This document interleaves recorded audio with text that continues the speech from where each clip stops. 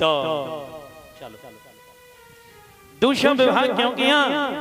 आज मेरे भैया जैसे इतने वचन कहे कि दूसरा विवाह क्यों किया, तो एकदम से कहने लगे अगर अच्छा ही चाहो महाराज तो डोले को वापस भिजवा दीजिए, डोले को वापस आप भिजवा दीजिएगा और यार तुम इन्हीं के साथ में बिहार। आज बड़ी मैया को मालूम पड़ा सुनीति को, तो सोचने लगी अगर ये डोला वापस चला गया तो घर की बड़ी ही बदनामी होगी। भाग करके पहुंची सुरची के चरणों में गिर गई, बहन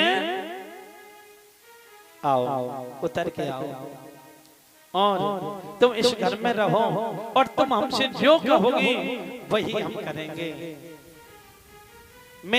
मुझे दासी बन करके मैं रह लूंगी, लेकिन अगर ये डोला वापस चला गया तो इस घर की ही बड़ी ही बदनामी हो जाएगी। एकदम से सुरची क्रोध में आकर के कहने लगी सुनो, अगर तुमको रहना है तो एक काम करना पड़ेगा। क्या? 3 शर्तें मालूम करनी पड़ेंगी। पहली शर्त क्या है कि राज से वस्त्र नहीं पहनना। दूसरी शर्त के बागों के कागर रखाओगी। तीसरी शर्त यानी बाग में रहोगी और इस महल की मर्यादा भी बनी रहे, किसी को कुछ मालूम नहीं पड़ पाए। पर सब ले लो आप। बोले गोविंद भगवान के। आज मेरे भैया जैसे इतने वचन कहे और हम पे गौर करें। हाँ तो आज कहने लगे तो ठीक है, हमें शर्त मंजूर है। ध्यान रखना भैया, उसी मैया के लिए बाग में एक झोपड़ी डलवा दी जाती है और वही जौ की रोटी दे दी जाती है। अब देखिए समय के आगे किसी की पेश नहीं जाती माताओं। कहाँ महारानी थी और महारानी शिव दासी से भी बेहतर हो गई। अगर ये मैया ये नहीं कहती कि महाराज दूसरा विवाह कर लो तो शायद ये नौबत आती नहीं आती। एक दिन बेटा क्या कैमरा चलाओगे? क्या उठा करके ले जाओगे? बोलिए गोविंद भगवान।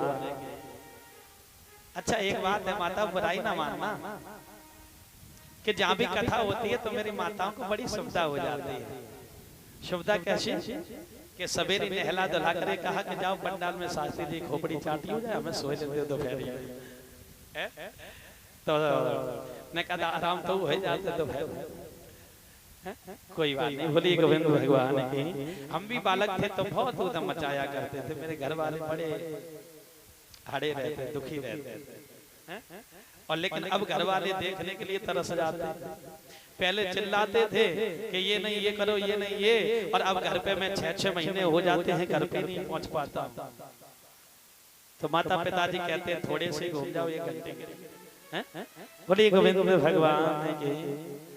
अब समझो अपने क्षेत्र में मैं कथा कर रहा हूँ और फिर भी आज तीसरा दिन है, फिर भी घर पे नहीं पहुंच पाया।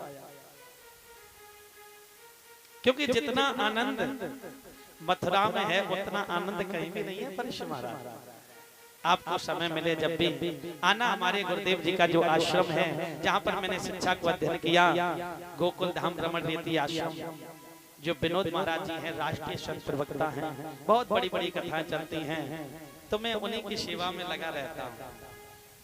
लेकिन आज मुझे बड़ी हृदय में खुशी है कि मैं अपने क्षेत्र में भी कथा कह रहा हूँ। पिताजी का रोज फोन आता है कि बेटा अपने क्षेत्र में हो तो घूम तो जाओ। तो मैंने कहा चलो प्रभु की इच्छा होगी तो बिल्कुल घूमने के लिए आए। बोलिए गोविंद भगवान की। बड़ा धन्य हूँ मैं जो कि अपनी जन्मभूमि पर कथा कह रहा हूँ। हर किसी को मौका नहीं मिलता बहन जी। हाँ बहन जी से मुलाकात हुई तो मैंने एक ही बात कही थी, आप हमारी बहन, मैं तुम्हारा भाई। क्या पैसे के बारे में मैंने कहा कुछ नहीं, बहन भाई का रिश्ता हो गया तो कोई बात नहीं। और बहन से लड़ करके बगैर मांगे चाहे जितना ले, लास्ट में कहते कोई बात नहीं, बोलिए गोविंद भगवान की। क्योंकि बहन भाई का वो अटूट रिश्ता होता है माताओं। कुछ कहने के लिए, मेरी बहन थी तो छोटे पे बहुत लड़ा करते थे शादी से पहले, और जब से शादी हुई तब से लड़ने को मन नहीं होता। काश बहनोई साहब हैं इंस्पेक्टर कहूं बंद ना कराए। हाँ बोलिए गोविंद भगवान की।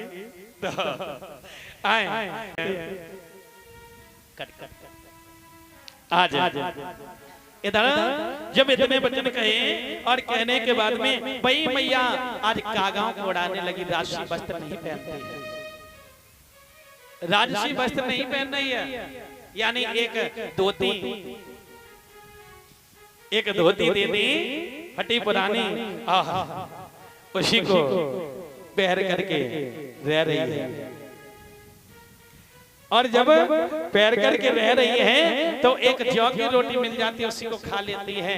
लेकिन समय बीत गया, पर हमारा ध्यान रखना, ना सुनीति मैया के गर्भ से किसी संतान ने जन्म लिया और ना सरची मैया के गर्भ से लिया।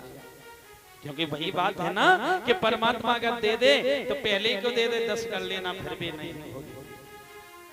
बड़े दुखी भाई दुखिया एक दिन मन में रात के वक्त बैठी हुई है और मन में सोचने लगी, बारे विधाता मैंने सोचा कि मेरी शादी दूसरी हमारे महाराज की शादी हो जाएगी और दूसरी रानी आ जाएगी, कोई ना कोई बेटी बेटा हो जाएगा।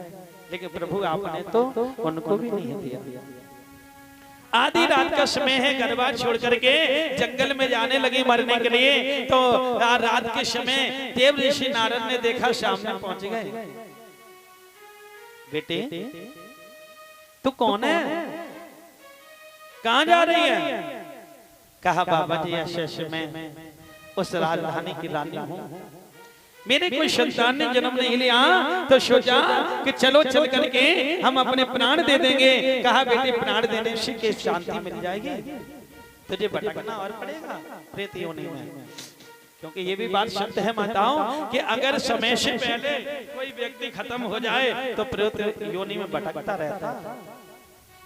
का बेटी ऐसा मत का बेटी मेरी बात सुन ले कि ना मैं तुझे वचन देता हूं कि तेरे घर से सुंदर से बेटे का जन्म होगा। बाबा जी आप ये बात कह रहे हैं? नहीं मैं विश्वास नहीं करता।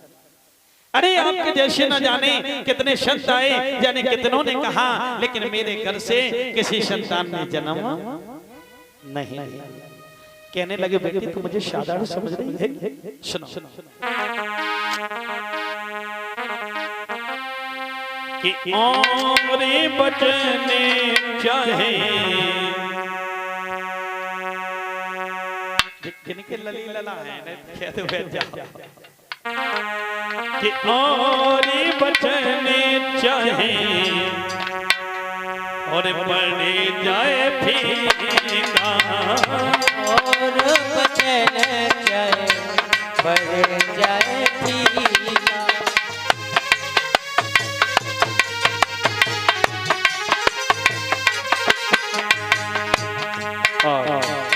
ये हमारी माता जी कल भी आई थी, आज भी आई, पानी का बड़ा सहयोग करती हैं, सभी भक्तों को पानी पिलाती हैं 5 लाख करके हैं। धन्य हो मैया, प्रभु हमेशा कृपा दृष्टि बनाए रखें, परिवार हमेशा फला फूला रहे। और बचन चाहे बढ़ जाए पीना, और बचन चाहे बढ़ जाए पीना, और पर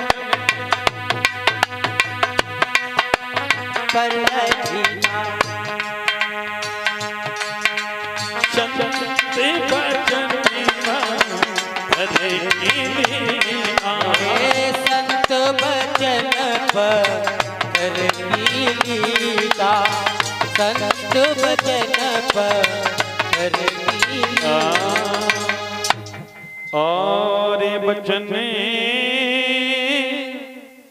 चाहे पड़ जाए फीका,